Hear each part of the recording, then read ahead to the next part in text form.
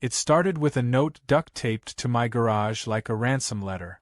No envelope, no signature, just a typed message in Comic Sans that read, "Unauthorized device. Remove immediately or face penalties. HOA compliance required."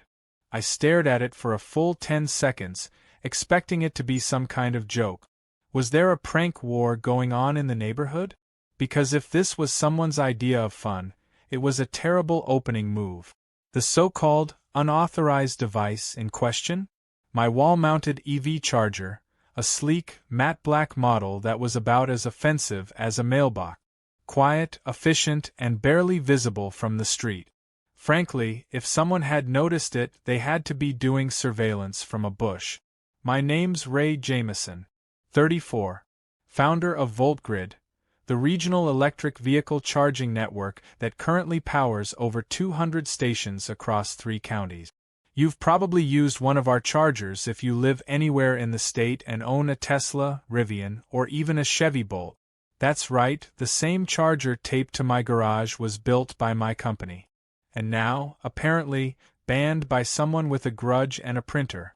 I folded the note, glanced around the quiet cul-de-sac of Baystone Ridge, and let out a dry laugh. My daughter Zoe was inside binge-watching wildlife documentaries, and my wife Vanessa was still unpacking the last of our moving boxes. We'd lived in the neighborhood for exactly 12 days. Baystone Ridge was the kind of neighborhood that came with pre-installed security cameras, motion sensor sprinklers, and quarterly garden contests. It looked like someone tried to design a town using a real estate brochure as a blueprint and had a nervous breakdown halfway through. Cookie-cutter homes, picket fences, and enough artificial turf to make a golf course blush. And then there was the HOA, a word people whispered here like it stood for something unspeakable. And at the top of that HOA pyramid was Karen Delacroix, self-appointed dictator of driveways and self-certified enforcer of aesthetic purity. I didn't even have to meet her to know who had posted the note. Our neighbor Greg had warned me during a friendly chat over the fence. "Watch out for Karen," he'd said, gesturing toward a house with a wrought iron mailbox and perfectly symmetrical hedges. "She once fined a guy for planting tulip. Called it an invasive species." I thought he was joking. He wasn't. I learned quickly that Karen had a radar for anything modern, functional, or joyful.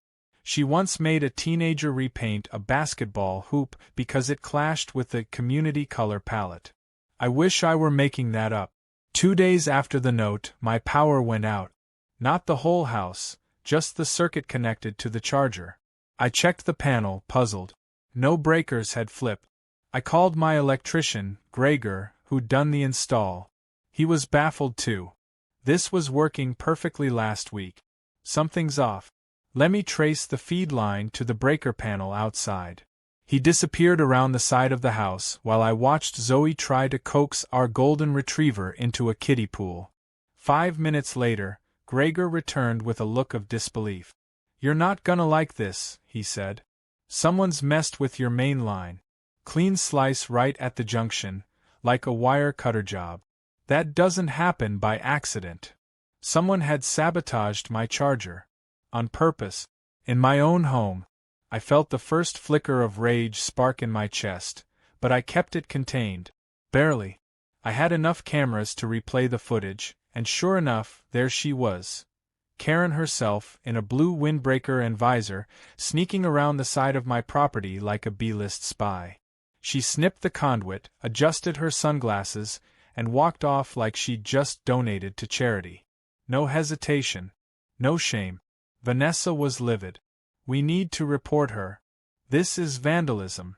I agreed, but something in me didn't want to escalate through the legal system just yet. Maybe it was pride, maybe it was curiosity. I wanted to understand what made Karen tick. Why she cared so much. Why my charger felt like a personal attack on her legacy. I sent a formal complaint to the HOA just to keep it on record, then decided to attend the next community meeting. Something I never thought I'd voluntarily do in my lifetime. The meeting was held in the clubhouse, a beige monstrosity designed to look expensive but radiating all the charm of a DMV waiting room. Karen sat at the front with a gavel in hand. A gavel. She wore a pastel blazer and pearl earrings and tapped the wood with theatrical flair. Next order of business, she announced, scanning a printed agenda. Unregulated electronic installations and their potential impact on neighborhood cohesion. Neighborhood cohesion? What did she think I was charging back there, a death ray? She locked eyes with me when I stood. I believe this concerns me, I said calmly. Karen smiled like a python about to swallow a rabbit. Ah yes, Mr. Jameson. You must understand, we have guidelines for a reason. Charging units can attract unwanted vehicles. People start treating the area like a gas station. It's a slippery slope. I raised an eyebrow. It's on my private driveway. Behind my garage. It doesn't even face the road. Karen didn't flinch. But the energy pull affects the grid. We had a spike in draw on the transformer after your device was installed. Her voice dropped slightly. We must protect our community infrastructure. That was the moment my curiosity turned to suspicion. Energy pull? She wasn't just paranoid, she was acting like she had access to private usage data. That didn't track. Either she had someone feeding her information or she was making it up. Either way, it was time for me to start digging. Later that night, I logged into my company's internal volt grid monitoring system. I cross-referenced the transformer output near my address. Normal. Clean. No unusual spikes. I went further, pulling anonymized usage data from across the neighborhood. And that's when I found something bizarre. One property had a consistent nightly surge from 2 a.m. to 4 a.m., more than enough to charge multiple EVs at once. The address? Karen Delacroix's. I stared at the screen, stunned. Either she was secretly charging an EV herself, or she had some heavy draw device running under the radar. And it wasn't just 1 or 2 days, it had been going on for over 6 months. The kicker? Her property had no visible charger. Nothing. I'd walked past it. Twice. I leaned back in my chair, a slow smile spreading across my face. She didn't ban my charger because it was ugly or dangerous. She banned it because it threatened control. And now, I had proof she was violating the very policy she created to target me. Oh Karen, I thought, you really plugged into the wrong guy. I turned off the screen, whistled for the dog, and stepped out onto the porch with a quiet satisfaction humming in my chest. The stars were faint, and the air was warm with that hint of summer about to break. And somewhere, not far from where I stood, the quiet hum of a hidden charging unit was doing its secret work beneath Karen's perfect lawn. She had no idea the current had shifted. But I did. And I was just getting started. 3 days after the HOA meeting, my garage still sat silent, my EV charger half dismantled like a crime scene preserved in amber. I hadn't reinstalled it yet, not because I was scared, but because I was curious. Sometimes you don't interrupt a thief in the act. You just watch where they run with the loot. The more Karen thought she'd won, the more I wanted to see how deep her need for control ran. So I played the role of the good, obedient resident. I didn't repair the charger. I didn't challenge her again publicly. I just smiled and nodded at neighbors, waved at passing dog walkers, and, at night, sat in front of my laptop tracking electricity anomalies like a digital detective in slippers. Every night at 2:03 a.m. sharp, the power spike on Karen's address began. It lasted 117 minutes, almost to the second. I double-checked my equipment, ran diagnostics. Nothing wrong on my end. It wasn't solar offset, wasn't irrigation, those things had signatures. This was something drawing power like an industrial refrigerator or a rapid EV charge cycle. But there was no EV in her driveway. Her Lexus was gasoline-powered and spotless, and she paraded it around like a prized stallion. I knew one of 2 things had to be true: either she was hiding a charger, or something far stranger was going on behind those hedge-lined walls. Vanessa, ever the voice of reason, suggested I let it go. We've lived here 2 weeks and you're already installing spyware on our neighbors.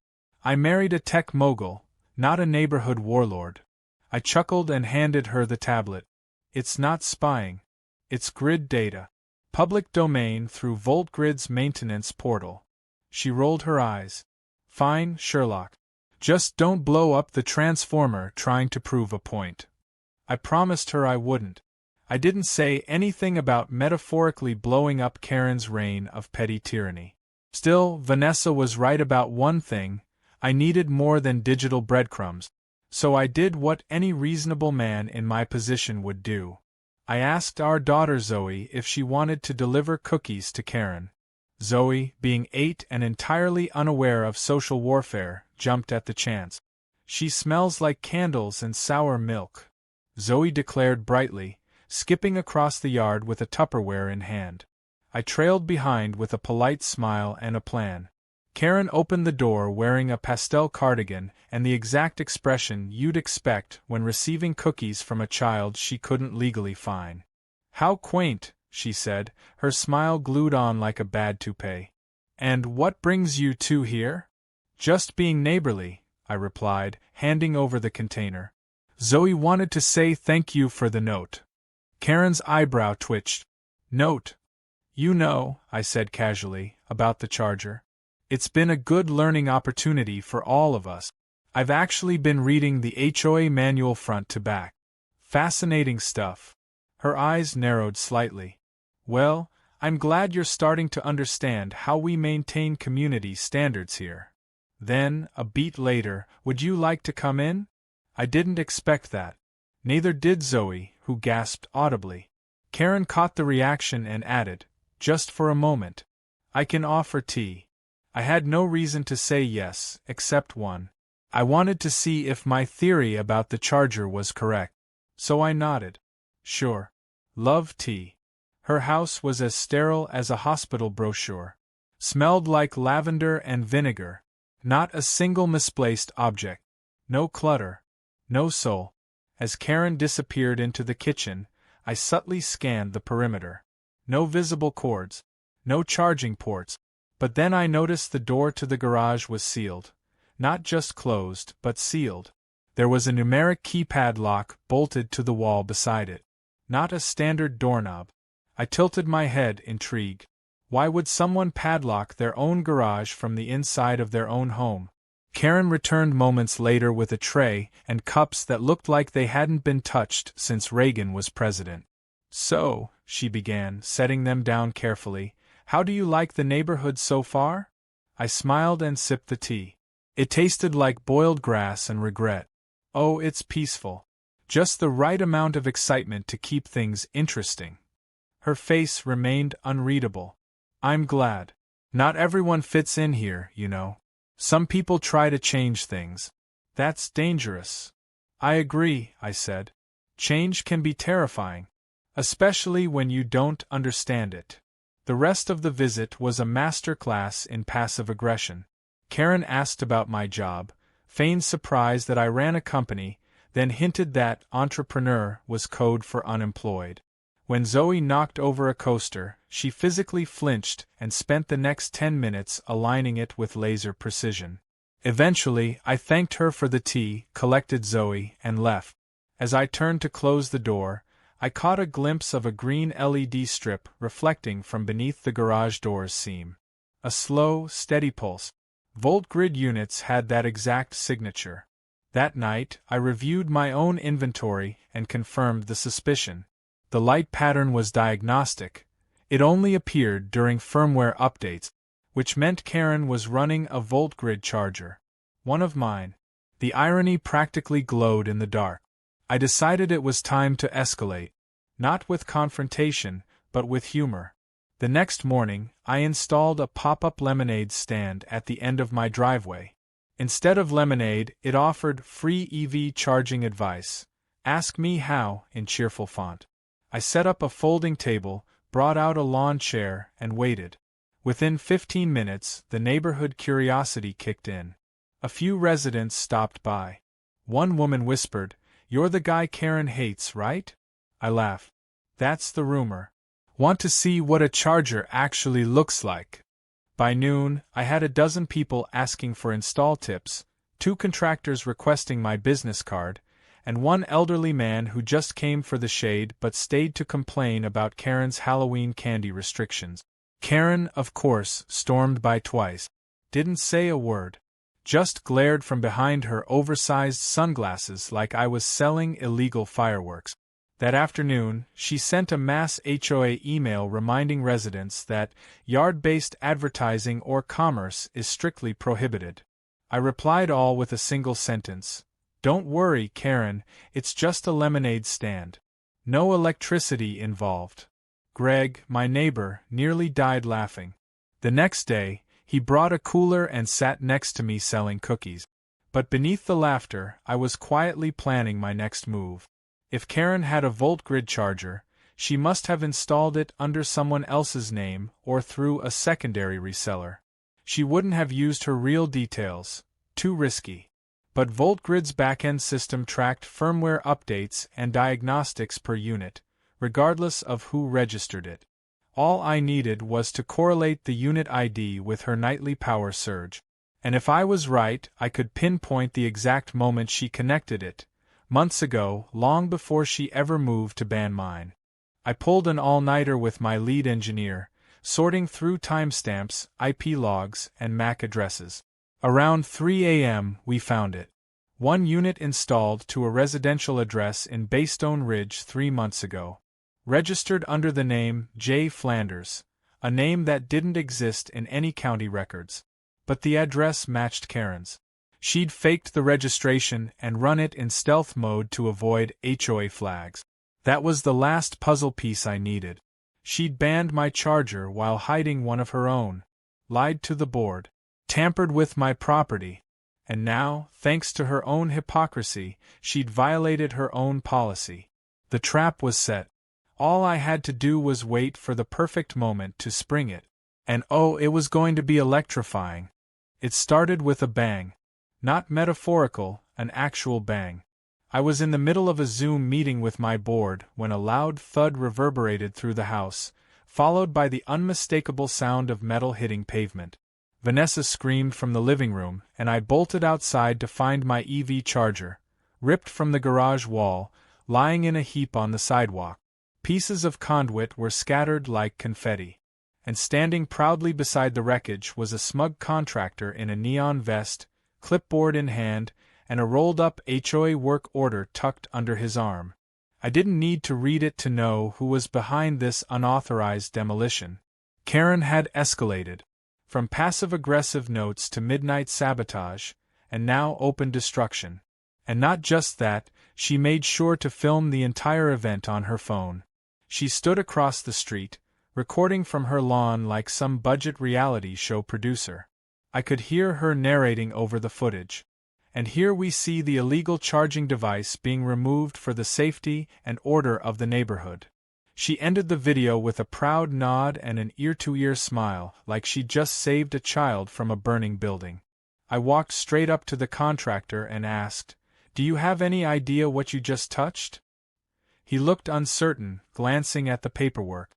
Says here it's a non-compliant electrical fixture. HOA order. I'm just doing my job. I bent down, picked up the severed cable, and sighed. You just disabled a certified commercial-grade VoltGrid unit.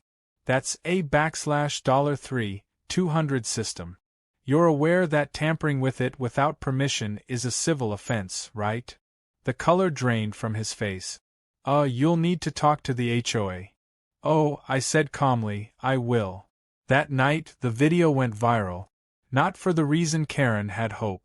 Turns out, a friend of mine who worked in PR caught wind of it and posted it with the caption, HOA attacks legal green energy system. Guess who owns the charger? A few clicks later, my name was trending in local circles.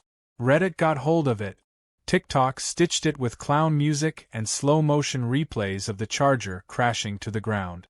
People were outraged. Karen Energy became a meme overnight.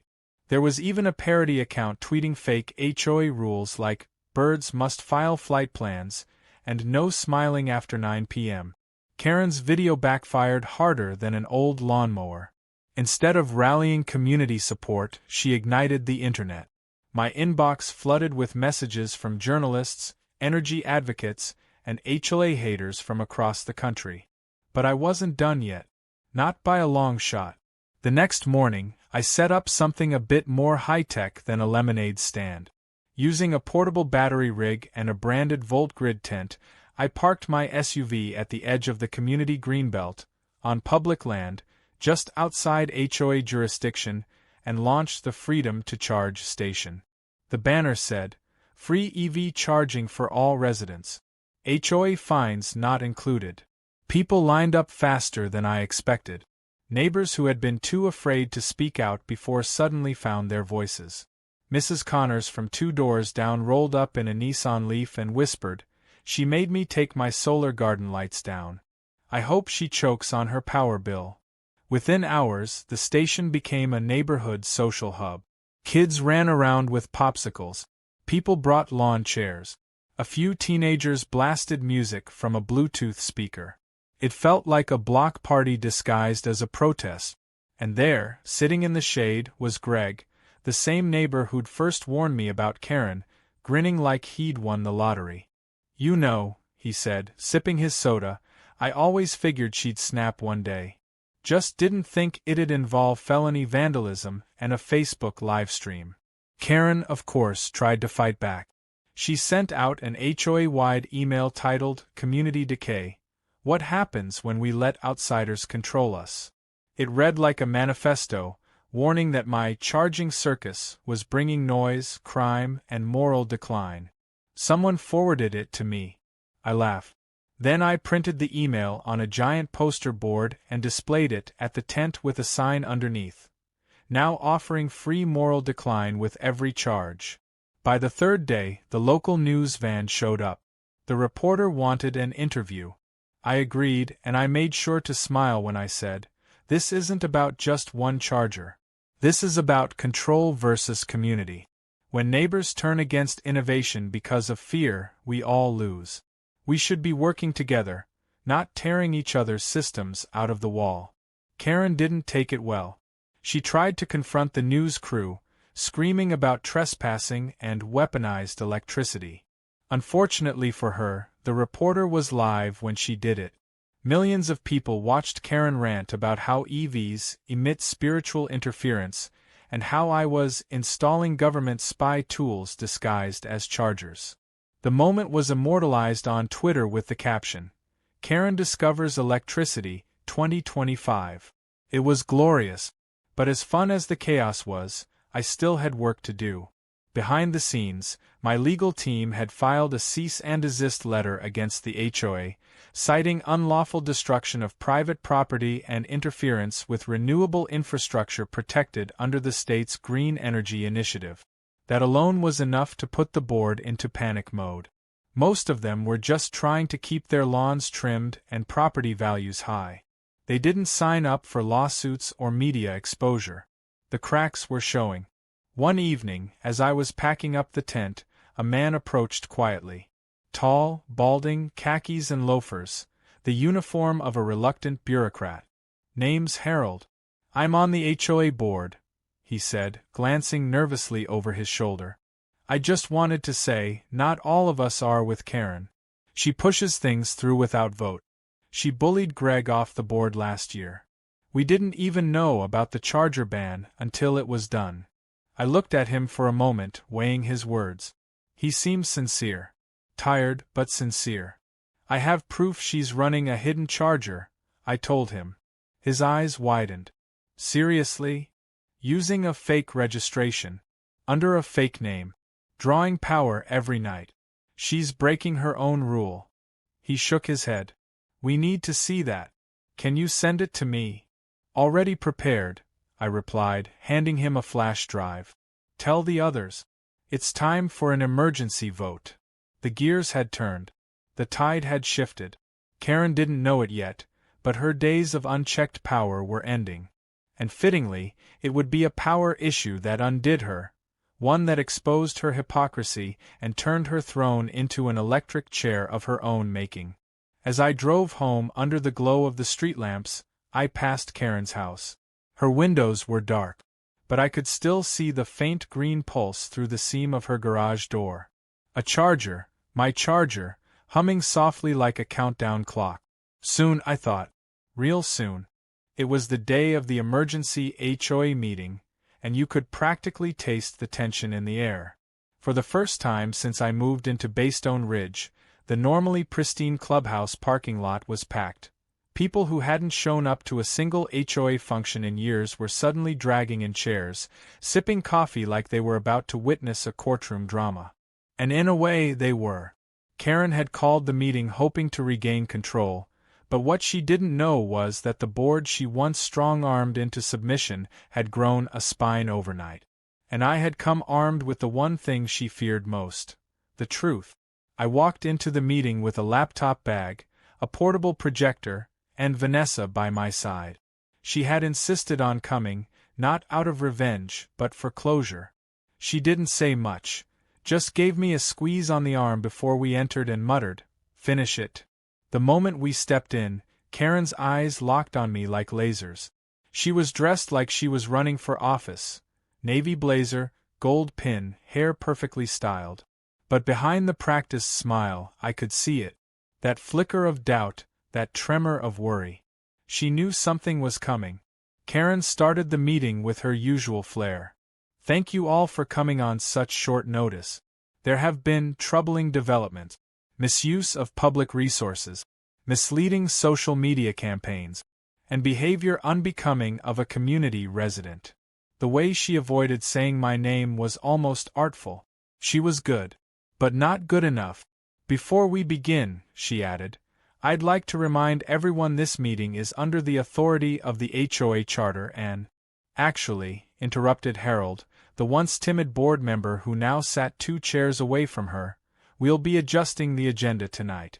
Due to the legal filings against the HOA, we've agreed to open the floor to Ray Jameson, who has evidence relevant to the allegations."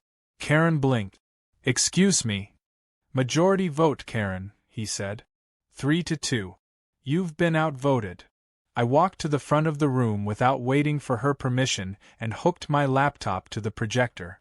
The first slide was simple: a time-stamped chart of nightly energy consumption by property. "I'm going to show you something interesting," I said, turning to the room. "This data is pulled from VoltGrid maintenance logs, completely anonymized, but when cross-referenced with HOA lot numbers, one address stood out. Repeated late-night surges. High output. Same unit ID every night." I clicked to the next slide. An image of Karen's garage, zoomed in to show the green LED glow. Then came the registration form. "This charger is real. It's hidden. And it's registered under the name J. Flanders, a person who does not exist in county records. But the address? It's Karen's." A hush fell over the room. Karen tried to stand. "That's preposterous. I don't even. This is slander." I turned to her calmly. "You told the board that EV chargers compromise the electrical integrity of the neighborhood. You pushed a bylaw banning them. You had mine destroyed. And yet you've been using one. Secretly. For months. Using fake credentials and skirting every regulation you tried to impose on the rest of us." I clicked again. "This charger was installed before the bylaw even existed. Which means you used your influence to create a rule designed to eliminate competition. From me." Karen's hands clenched into fists. "This is a coordinated attack. A smear campaign." But no one was listening anymore. People were whispering, heads turning, eyes narrowing. 4 years, Karen had bullied this community under the guise of order. Now the illusion had shattered. I leaned forward one last time. "And just so we're clear, that charger? It's a VoltGrid unit. My company built it. That means it's protected by the state's clean energy infrastructure laws. Tampering with it? Destruction of property? All illegal. And thanks to your little video, you just admitted to doing all 3. Harold stood again, holding up a folder. "In light of this information, the board has initiated a formal motion for removal of Karen Delacroix from her position as HOA president, pending investigation. Effective immediately." The crowd didn't cheer. They were too stunned for that, but I saw nods, quiet murmurs of agreement, even a few relieved smiles. The power shift was palpable. Karen stood there, frozen. Her perfect posture suddenly looked like scaffolding, something built to keep her from collapsing. "You'll regret this," she whispered, almost to herself. Then she turned, gathered her things, and walked out. No one followed. After the meeting, several neighbors came up to me. They weren't just curious anymore. They were grateful. Greg clapped me on the back. "That was a thing of beauty, Ray. Took down the tyrant and made it look like an Apple keynote." Even people I'd never met before approached to thank me. "You didn't just save your charger," one man said. "You saved this neighborhood." The next day, the HOA bulletin board, normally filled with community reminders and Karen's lengthy newsletters, had one simple notice. Effective immediately, all fines issued under the EV charger bylaw are null and void. A new election for HOA leadership will be held next month. But the story wasn't over yet. Later that week, I received an email from a law firm representing Karen. It was a cease and desist claiming defamation, unlawful data collection, and harassment. I forwarded it to my own legal team, who responded with a countersuit citing fraud, destruction of property, and impersonation in commercial databases. We included her fake charger registration and video evidence of the unauthorized removal of my system. That was enough to trigger a deeper investigation. Within days, state clean energy regulators launched a formal inquiry. Turns out, using a fake identity to install grid-linked EV infrastructure violates multiple statutes. Karen could be facing thousands in fines, not from me, but from the government. I didn't even have to lift a finger. She buried herself in bureaucracy. Weeks passed. The charger in my garage was reinstalled with official permits and celebratory balloons from Greg's daughter. The lemonade stand was retired, but it had left a legacy. Neighbors still called my driveway VoltGrid HQ. Vanessa finally got her piece, and Zoe got a new bike powered entirely from Energy Tract on our home system. Poetic, really. And Karen? Her house went up for sale quietly. No open house. No farewell messages. Just a for sale sign and the slow unraveling of a reputation built on control. She moved out at dawn on a Wednesday, no goodbyes, no drama. Just a silent retreat into wherever people like her go when the neighborhood turns on them. And as I watched the moving van roll away, I couldn't help but smile. The street was quiet, peaceful, and for the first time since we'd arrived, I felt like we truly belonged. Power had been restored, not just to my garage, but to the entire neighborhood. A few months later, the cul-de-sac looked different, not physically, but in spirit. Gone were the rigid lawn inspections, the warning letters about unauthorized wind chimes, the subtle pressure to behave like background characters in a Stepford neighborhood. Baystone Ridge had relaxed. You could see it in the way neighbors waved a little longer, lingered at the mailbox, chatted at the park. The HOA had new leadership now, an elected board with open books and actual transparency. People joked that the biggest transformation wasn't the policies, but the silence. A special kind of quiet that came from not having Karen's gavel echoing across the community center every Tuesday night. My garage had not only been fully restored, it had become a mini attraction. Greg painted a Raise Recharge sign on a wooden plaque and hung it above the charger as a joke. Strangers driving through would slow down and glance at the sleek VoltGrid unit mounted neatly under my security cam. Some of them stopped and asked questions. I even gave a few neighborhood demos. Turns out, all most people needed to be open to something new was a bit of information, a bit of kindness, and a lot less screaming from a pastel blazer tyrant. One sunny Saturday, as Zoe set up a lemonade stand of her own, with real lemonade this time, I got a call from VoltGrid's operations director. He sounded amused. "Ray, you sitting down?" "Should I be?" I asked. "We just got a new commercial inquiry for EV infrastructure support from a gated community in Brighton Hills." "Okay," I said slowly. "Guess who signed the request form under her real name this time?" No, I said, already grinning. Oh yes, he replied. Karen Delacroix. She wants help installing fast chargers in her new neighborhood. Says she deeply supports energy independence. I laughed so hard I nearly spilled my coffee. It was too perfect. The same woman who declared my garage charger a threat to civilization was now trying to install half a dozen of them. Maybe she thought she could cover her tracks. Maybe she figured no one would notice. Or maybe, just maybe, she'd finally realized she couldn't stop the future from pulling up in a quiet, battery-powered car. Send her the deluxe quote package, I said. Make sure it includes a personal inspection fee. And a surcharge for irony. Already done, he said, still chuckling. After that call, I sat back on the porch and just soaked in the moment. The breeze carried the smell of fresh-cut grass, and Zoe had roped Vanessa into selling homemade cookies with her. Greg wandered over with a cooler, flopped into a patio chair, and popped the tab on a soda. Hard to believe this is the same place, he said. Feels like the HOA finally realized it was supposed to serve the neighborhood, not rule it. I nodded. Turns out, all you need to break a dictatorship is a charging cable and a Wi-Fi connection. But peace never lasts forever. A few weeks later, I noticed something odd during a routine system check. One of the new public chargers at the edge of Baystone Ridge had started logging unusual usage patterns. It would initiate a charge at full power, then drop to zero almost instantly. The system flagged it as a possible cable fault, but when I checked the hardware remotely, everything came back clean. Curious, I drove out to inspect it in person. The station looked untouched. But as I opened the access panel, I spotted it. Something had been rigged onto the cable housing.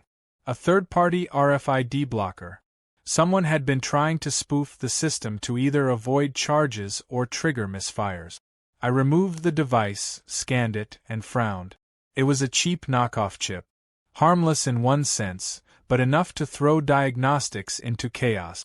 More importantly, it wasn't the kind of thing you stumbled upon accidentally. Someone had deliberately tried to sabotage the station. I pulled security footage from the nearest pole cam. The image quality was grainy, but I caught a glimpse of a compact red car pulling up at 3:42 a.m., headlights off. A figure in a hoodie stepped out, fiddled with the panel, then drove off 5 minutes later. The license plate was partially obscured, but I recognized the model. It was a 2009 Fiat 500. There were only 2 of those in the area, and one of them had just been sold to someone who moved to Brighton Hills. I stared at the screen, stunned. Either Karen was still harboring a grudge, or someone close to her was carrying the torch of HOA vengeance into new territory. I decided to let it go for now.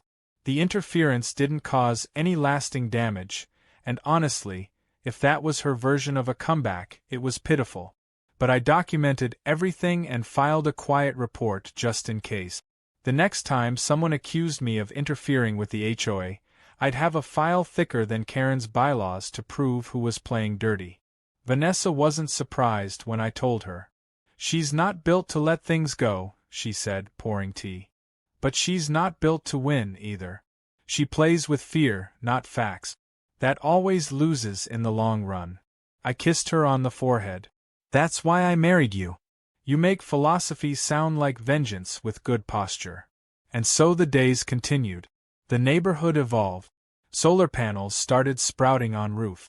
One resident turned his shed into a community toolshare hub.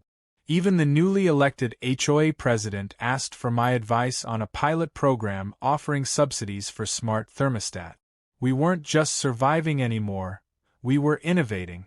We were finally a community. One last moment stayed with me. It was an ordinary afternoon when I stopped at the grocery store, and as I walked to my car, I spotted a familiar figure at the pump. Karen. She looked smaller than I remembered, tired, impatient, tapping her foot beside a dusty black sedan. The pump was malfunctioning, apparently. She shook it like it had betrayed her. I stood beside my quiet, gleaming EV and plugged in the charger.